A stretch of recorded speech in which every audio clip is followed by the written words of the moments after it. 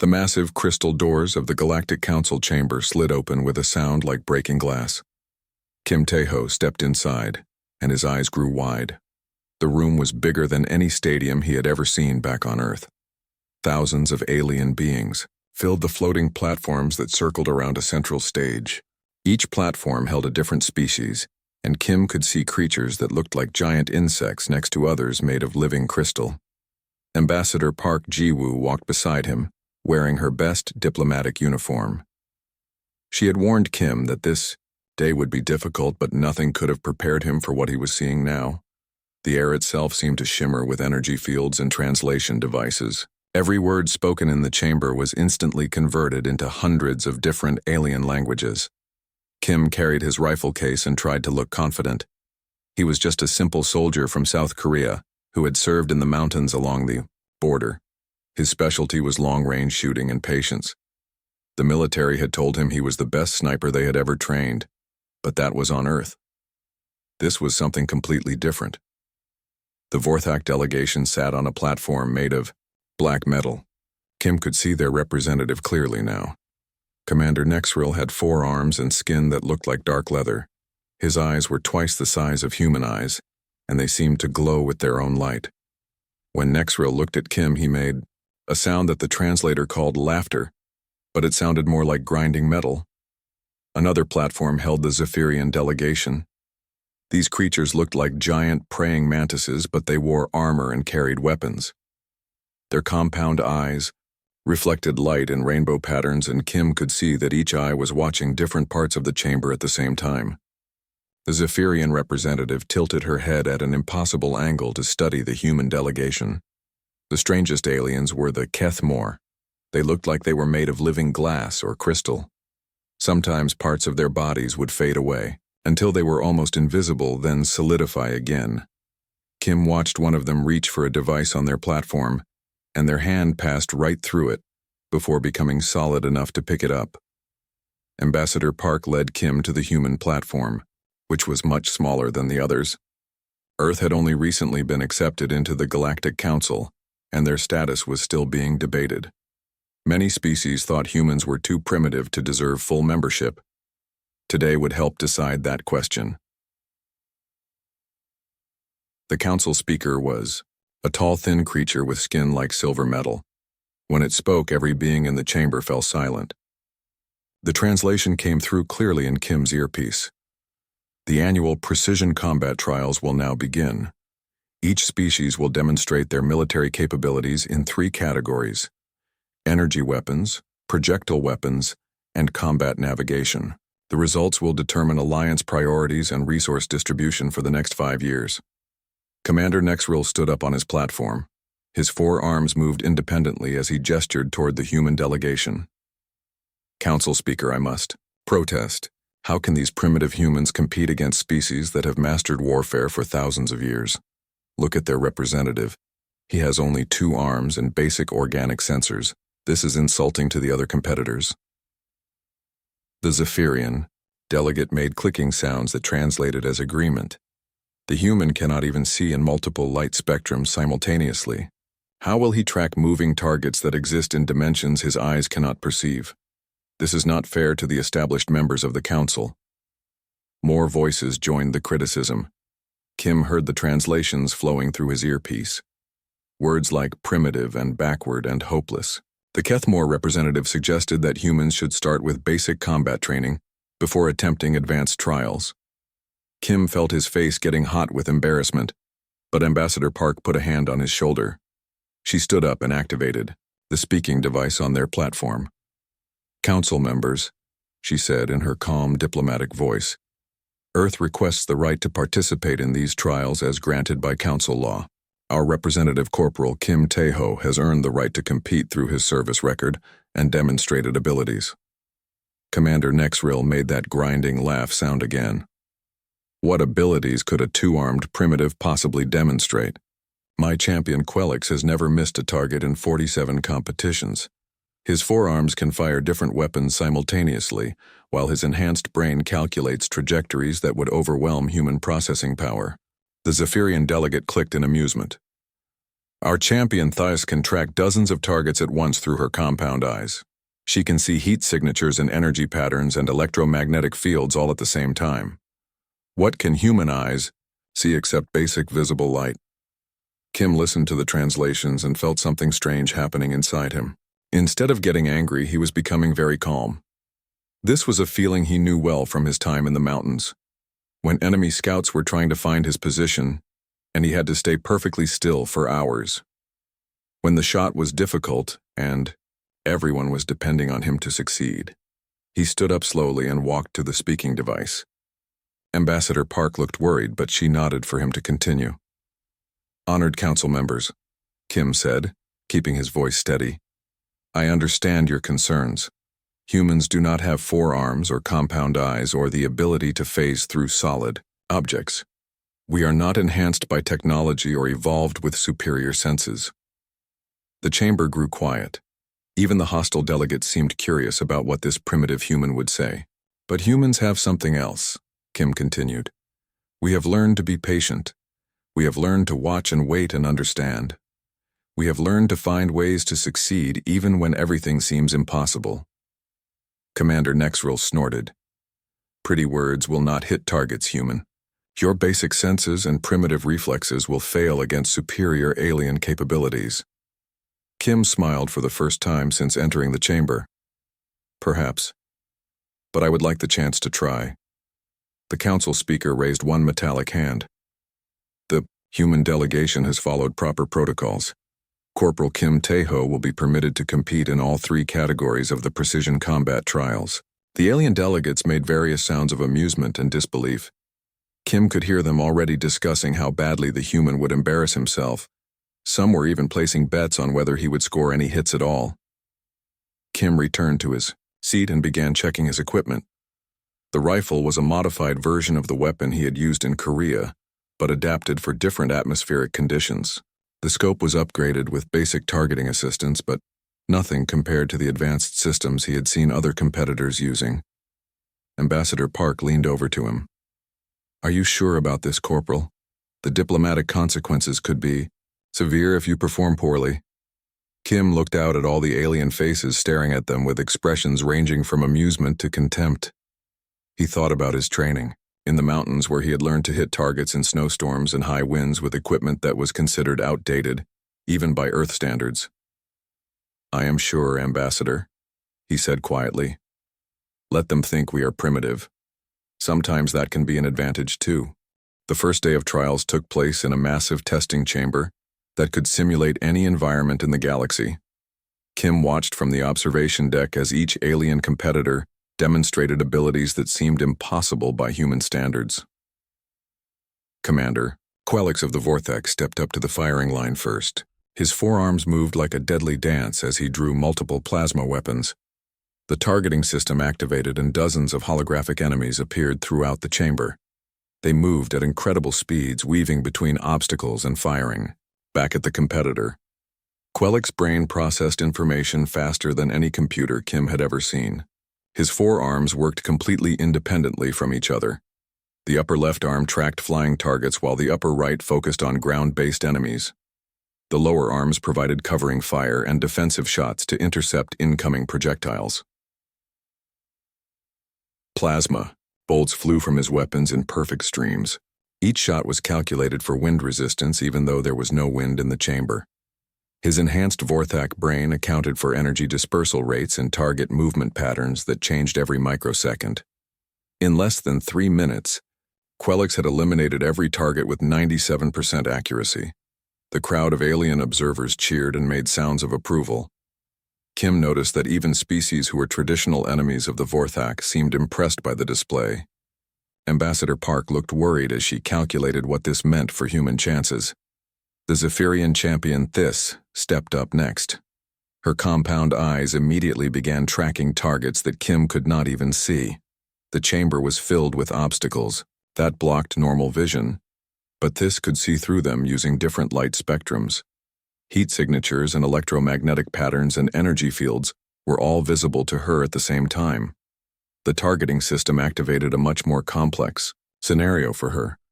Targets appeared in multiple dimensions, some existing only as energy patterns without solid form. Others phased in and out of normal spacetime, making them nearly impossible to track. This moved with fluid grace that reminded Kim of martial arts masters he had trained with. Her razor-sharp claws could deflect incoming projectiles while her other limbs operated weapons with perfect accuracy. She seemed to know where every target would be before it even appeared. Her compound eyes processed so much information that she could engage 12 different enemies simultaneously. When the test ended, this had achieved 99% accuracy. The only targets she missed were ones that had been destroyed by her defensive fire before she could engage them properly. The alien observers made clicking and whistling sounds that translated as amazement. Kim felt his stomach sinking as he watched the Kethmore champion take position. This crystalline being named Viridian was the most disturbing competitor yet. Parts of its body would fade out of normal reality, making it impossible to target, while other parts remained solid enough to hold weapons and fire at enemies. The chamber activated the most complex scenario yet.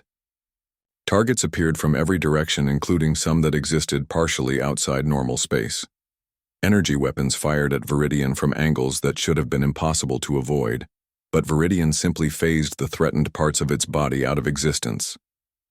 Projectiles passed harmlessly through crystalline limbs that became transparent. Meanwhile, the solid parts of its body maintained perfect aim on target after target. When enemies tried to hide behind cover, Viridian could phase parts of its weapons through solid barriers to hit them from impossible angles. The most incredible moment came when an enemy fired a massive energy blast directly at Viridian's center mass. The entire torso of the crystalline being faded away until it was just empty space. The blast passed through harmlessly, while Viridian arms remained solid and returned fire with perfect accuracy. Kim had never seen anything like it. The final score was perfect, 100% accuracy with 0 damage taken. The alien observers made sounds that Kim translator said meant worship and reverence. Several other species demonstrated their champions after that, but the pattern was clear. Each alien competitor had natural abilities that made human capabilities look primitive by comparison. Telepathic targeting that could read enemy intentions. Gravity manipulation that could bend projectiles around obstacles. Time dilation fields that slowed down incoming attacks while speeding up return fire.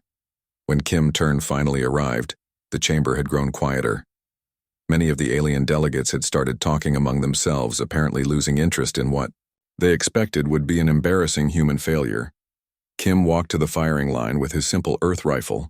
No forearms, no compound eyes, no ability to phase through matter, just human reflexes and the basic optical scope that he had trained with for years.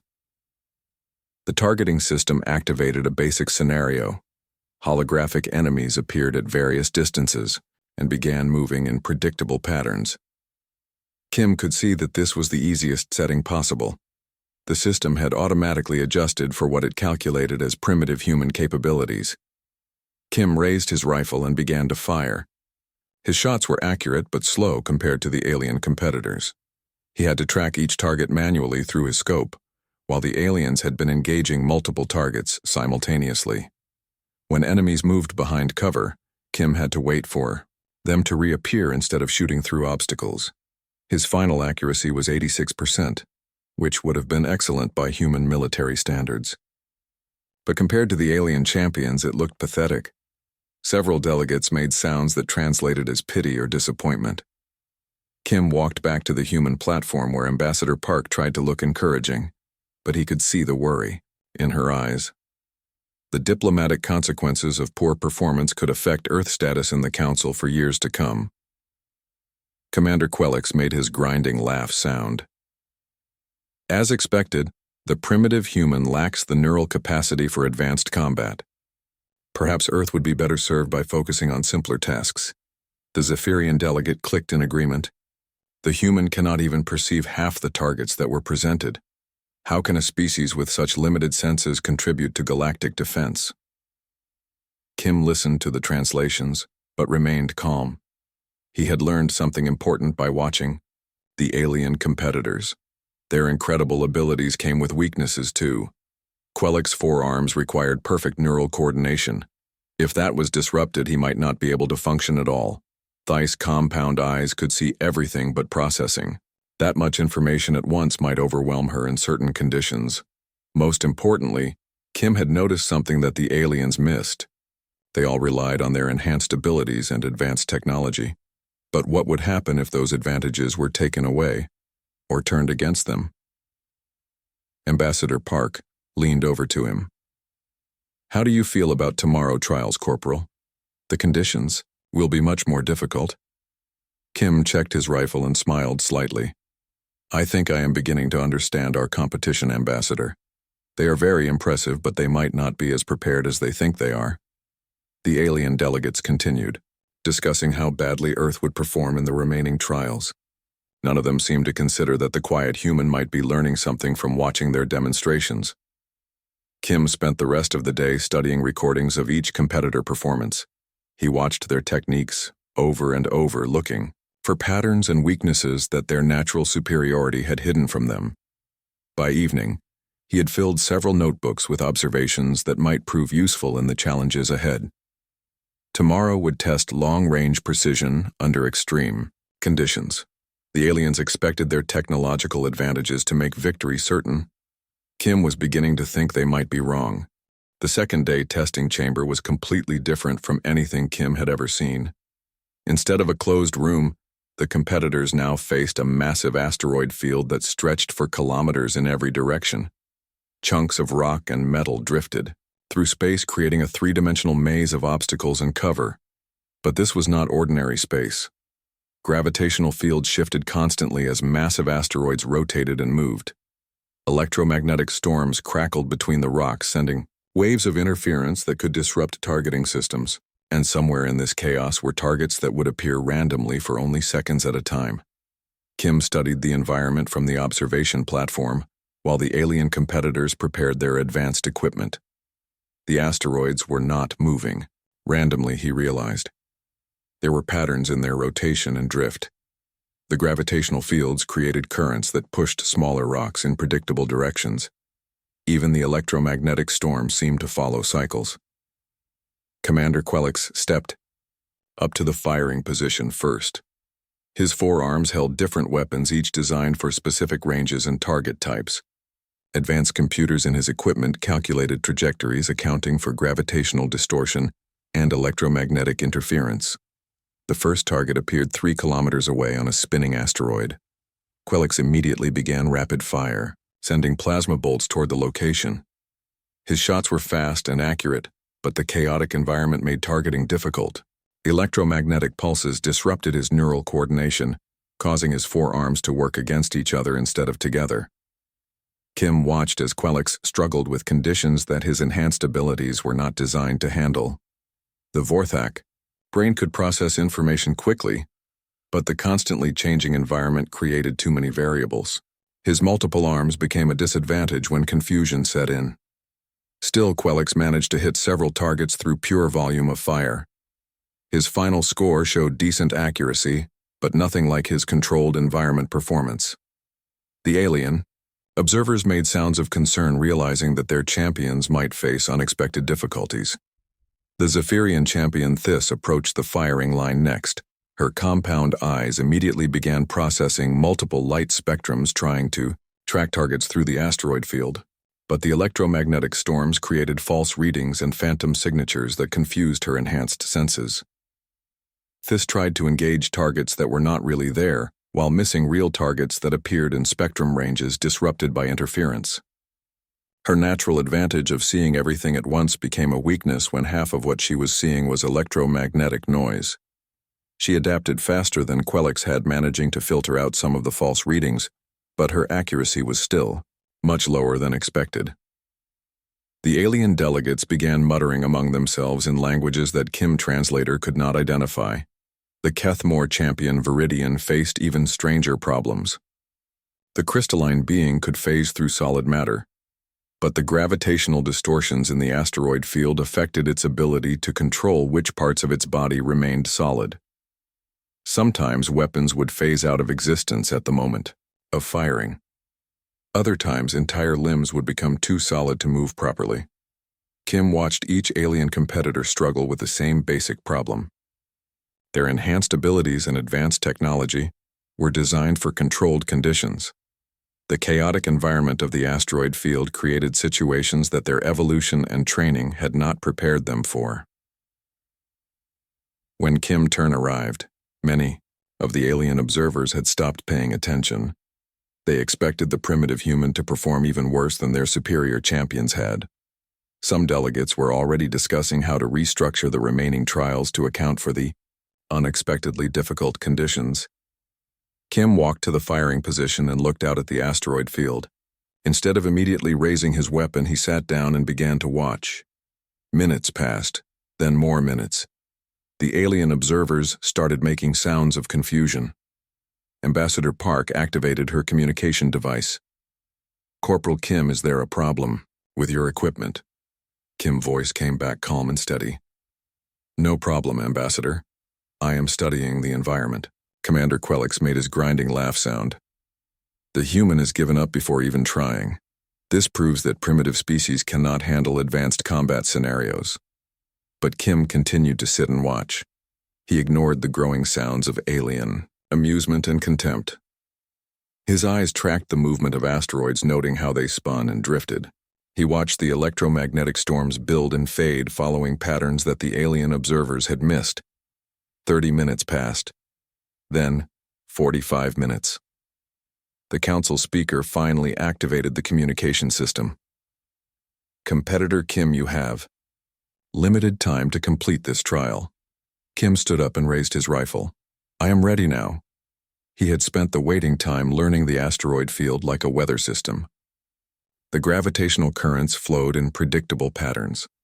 The electromagnetic storms followed cycles that could be timed. Even the random appearance of targets was not truly random once you understood the underlying rhythm. The first target appeared on a distant asteroid. Instead of firing immediately, Kim waited. He watched the asteroid spin and calculated where the target would be in relation to the gravitational fields and interference patterns. When the conditions aligned perfectly, he took his shot. The bullet traveled through space following a path that looked impossible. It curved around gravitational wells and threaded between asteroids at precisely the right moment. The electromagnetic pulse that would have disrupted an energy weapon had no effect on the simple metal projectile. Target eliminated. Kim did not celebrate or rush to find the next target. He returned to his patient watching and waiting. The alien observers had grown quiet now. They began to realize that something different was happening. Another target appeared, this time much farther away in a location that seemed impossible to reach.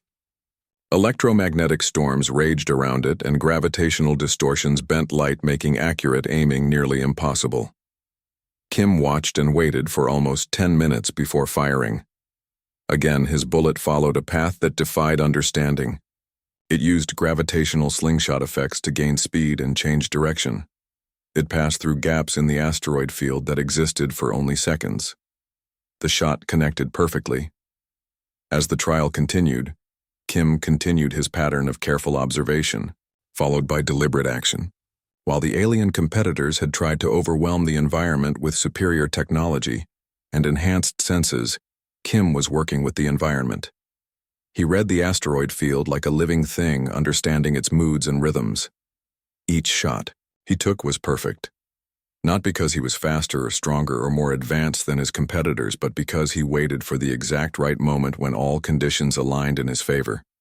He turned the chaotic environment from an enemy into an ally. When the trial ended, Kim had taken fewer total shots than any other competitor, but every single shot had resulted in a target elimination. His accuracy percentage was perfect, while every alien champion had struggled with conditions their abilities could not handle. The asteroid field fell silent as the implications became clear. The primitive human, with his basic senses and simple rifle, had achieved something that the most advanced species in the galaxy had failed to accomplish. Commander Quelix's forearms hung motionless as he stared at the score displays. "This is impossible. The human lacks the neural processing power to calculate those trajectories." The Zephyrian delegate compound eyes focused entirely on Kim for the first time. How did he track targets that I could barely perceive through electromagnetic interference? Kim walked back to the human platform and sat down calmly. Ambassador Park looked amazed and proud, but also confused about what had just happened. "Corporal," she said quietly, "how did you manage those shots? The conditions seemed impossible." Kim smiled and began cleaning his rifle. "The conditions were not impossible, Ambassador. They were just different. Sometimes patience and understanding work better than speed and technology." The alien delegates continued staring at the score displays, trying to understand how a primitive human had succeeded where their champions had struggled. Tomorrow would bring even greater challenges, but Kim had proven something important. Sometimes the greatest advantage was knowing when to wait. The final day arrived with an atmosphere of tension that Kim had never experienced before. The alien delegates filled every platform in the council chamber, creating a buzz of conversation in dozens of languages. Word had spread throughout the Galactic community about the human competitor who had surprised everyone with his unconventional abilities. The council speaker rose from the central platform and activated the announcement system. The chamber fell completely silent as the metallic voice echoed through the space. "Today we present the ultimate challenge, the Nexus shot. This test has been attempted by thousands of competitors over the centuries. Only 12 beings in Galactic Council history have successfully completed it." Holographic displays appeared showing the legendary test setup. Kim stared at what looked like the most complex three-dimensional maze he had ever seen. The target was a crystalline sphere no bigger than a marble suspended in the exact center of the structure. Energy barriers shifted constantly, creating walls that appeared and disappeared without warning. Gravitational distortion fields bent space itself, making straight-line shots impossible.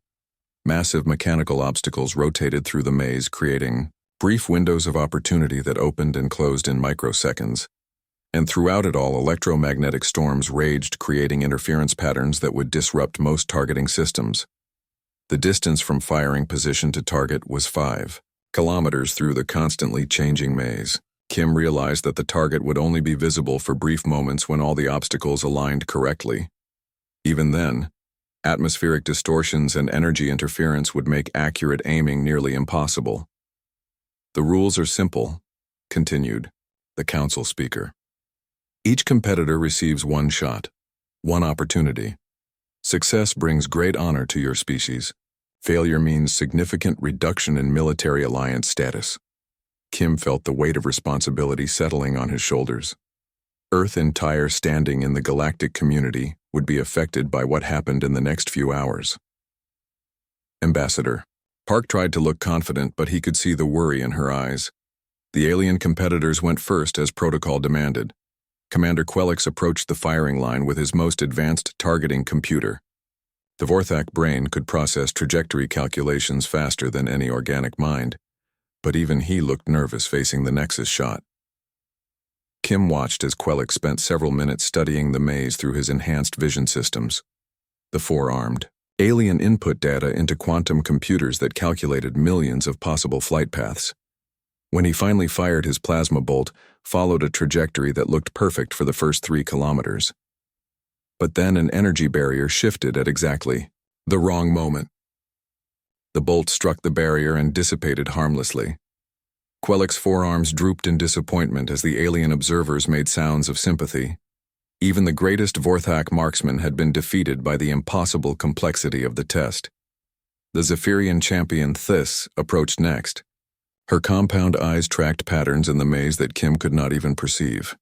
She could see energy fluctuations and gravitational distortions through multiple light spectrums simultaneously. Her natural advantages seemed perfectly suited for the challenge. Thys studied the maze for a much shorter time than Quelix had. Her enhanced perception allowed her to process the complex environment much faster than computer systems could. When she fired, her energy bolt seemed to curve and weave through the maze with supernatural accuracy. The shot made it further than Quelix had managed, threading between obstacles that seemed impossible to navigate. But gravitational lensing bent the bolt just enough to make it miss the tiny target by millimeters. The alien observers made clicking sounds of respect for how close she had come to success. One by one, the other alien competitors failed. The Kethmore champion Viridian managed to phase parts of the projectile through some obstacles, but could not maintain coherence for the entire 5-kilometer journey. Each species demonstrated incredible abilities, but the Nexus shot had been designed to defeat even the most advanced capabilities. When Kim Turn arrived, the chamber had grown quiet again. Many delegates expected the human to fail even more dramatically than their own champions had. Some were already discussing the diplomatic consequences of Earth's poor performance in the trials. Kim walked to the firing line carrying his simple Earth rifle. No enhanced senses, no quantum computers, no advanced targeting systems. Just human eyes and a basic optical scope that looked primitive compared to the technology that had already failed. Instead of immediately preparing to shoot, Kim made an unexpected announcement. Council Speaker, I request permission to observe the maze for 1 hour before taking my shot. The request caused an immediate uproar among the alien delegates. No competitor in. The third day brought a challenge that made even the veteran alien competitors nervous. The council speaker announced the rules from the central platform, while holographic displays showed examples of what the competitors would face. Today trial is adaptive combat, the metallic voice echoed through the chamber. Each competitor will face holographic enemies that learn and counter their tactics in real time. The artificial intelligence will study your methods and develop strategies specifically designed to defeat your particular abilities. Kim listened to the translation while watching the demonstration. Holographic warriors appeared in the testing chamber and began fighting each other. As the battle progressed, the combatants changed their tactics, becoming more effective against their specific opponents with each exchange. But then the council speaker announced the twist that made several alien delegates make sounds of alarm. To ensure fair testing, each competitor must complete their trial using weapons and equipment randomly selected from other species' arsenals. This will test pure combat skill rather than technological familiarity. The selection process began immediately. A massive holographic wheel appeared showing symbols for each participating species.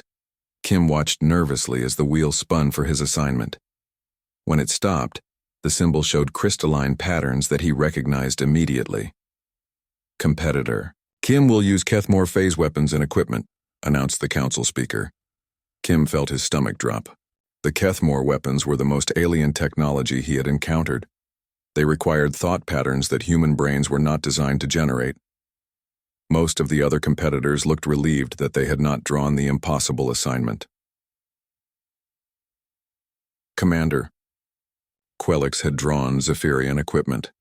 The insectoid weapons required compound eye coordination that his Vorthak brain could not process properly. He made grinding sounds of frustration as he tried to operate targeting systems designed for completely different sensory input. The Zephyrian champion Thys received Vorthak forearm weapons. Her compound eyes could track multiple targets, but she only had 2 manipulator limbs. She struggled to coordinate weapons that required 4 independent arm movements while processing targeting data through unfamiliar neural interfaces. Kim approached the Kethmore equipment station, where the crystalline weapons waited. They looked like they were made of living glass that shifted and flowed even while sitting motionless. When he picked up the first weapon, it felt cold and seemed to vibrate with energy that made his bones ache. The Kethmore delegate Viridian approached the equipment station. Its crystalline form flickered between solid and transparent as it spoke through the translation system. Human Kim, these weapons respond to quantum thought patterns that exist outside normal space-time. Your organic neural structure cannot generate the required mental frequencies. Perhaps you should request different equipment. Kim studied the phase weapon in his hands. It had no visible trigger or targeting system. The crystalline surface showed swirling patterns that seemed to move when he was not looking directly at them. Everything about it was completely alien to his understanding. Thank you for the warning, Kim replied politely, but I will try to learn. Viridian made a sound like wind chimes that the translator interpreted as amusement. These weapons took our species thousands of years to master. You have minutes before your trial begins. Kim ignored the alien conversations around him and focused completely on the weapon. He tried pressing different parts of the crystalline surface. Nothing happened. He attempted to aim it like a normal rifle, but there were no sights or indicators to show where it was pointing. Then he tried something different. Instead of fighting against the alien nature of the weapon, he tried to understand it. He closed his eyes and held the phase weapon gently, trying to feel what it needed from him. The vibration in his bones seemed to change slightly when he adjusted his grip. Slowly, Kim began to experiment. He discovered that the weapon responded to mental states rather than physical controls. When he focused his thoughts in certain ways, the crystalline surface would glow with different colors. When he imagined targets, the weapon seemed to orient itself toward those locations. The learning process was unlike anything Kim had experienced. Instead of mechanical operation, the phase weapons required a kind of mental partnership. He had to trust the weapon to interpret his intentions while learning to think in ways that it could understand. Time ran out faster than he expected. The trial began with Kim still struggling to make the weapons function consistently. But he had learned something important during his brief practice time. The Kethmore equipment was not just technology, it was almost alive. It could learn and adapt just like he could. The holographic enemies appeared as Kim entered the testing chamber. They looked like standard combat opponents at first, but he knew they would quickly adapt to counter whatever tactics he used. Most competitors relied on overwhelming the AI with superior firepower before it could learn their patterns. Kim raised the phase weapon and tried to fire. Nothing happened. He adjusted his mental approach and tried again. This time, a bolt of crystalline energy shot toward the nearest enemy but missed completely. The holographic opponent immediately began moving to counter Kim, obviously limited accuracy. But Kim was not discouraged. Each failed shot taught him more about how the weapon worked. He began to understand the relationship between his thoughts and the weapon response. When he imagined the target clearly, the weapon aimed better. When he focused on the desired outcome rather than the mechanics, the energy bolts flew truer. The holographic enemies adapted quickly to Kim's initial poor performance. They moved in patterns designed to exploit his apparent inability to hit moving targets. But as Kim learned to use the weapons more effectively, the AI had to constantly readjust its tactics. Something unusual began to happen. Instead of using the phase weapons exactly as the Kethmore had designed them, Kim started developing his own techniques. He discovered that he could make the crystalline energy behave in ways that surprised even himself. When enemies took cover behind solid barriers, Kim learned to phase the energy bolts partially out of normal space so they could pass through obstacles.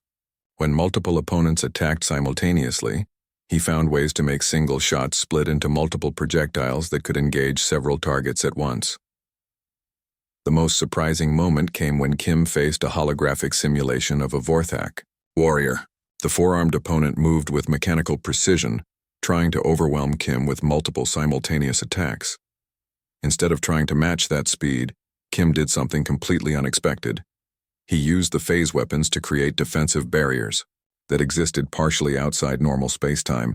The Vorthak attacks passed harmlessly through the phased barriers while Kim counterattacks struck from impossible angles.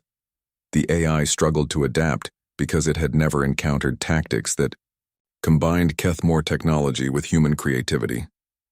As the trial progressed, Kim continued to innovate. He developed techniques that the original Kethmore designers had never considered. The weapons responded to his unconventional approaches because they were designed to work with living thought patterns. Kim's human creativity was creating entirely new applications for the ancient technology. The holographic enemies became increasingly confused as they tried to counter tactics that defied their programming. The AI had been designed to learn and adapt to known combat techniques, but Kim was inventing new ones in real time. When the trial ended, Kim had not only mastered the alien weapons, but created fighting styles that surprised everyone watching, including the Kethmore delegation. Viridian crystalline form flickered rapidly with what appeared to be excitement. "Impossible," the Kethmore delegate said through the translator. "The human discovered quantum applications that our own weapons masters do not know.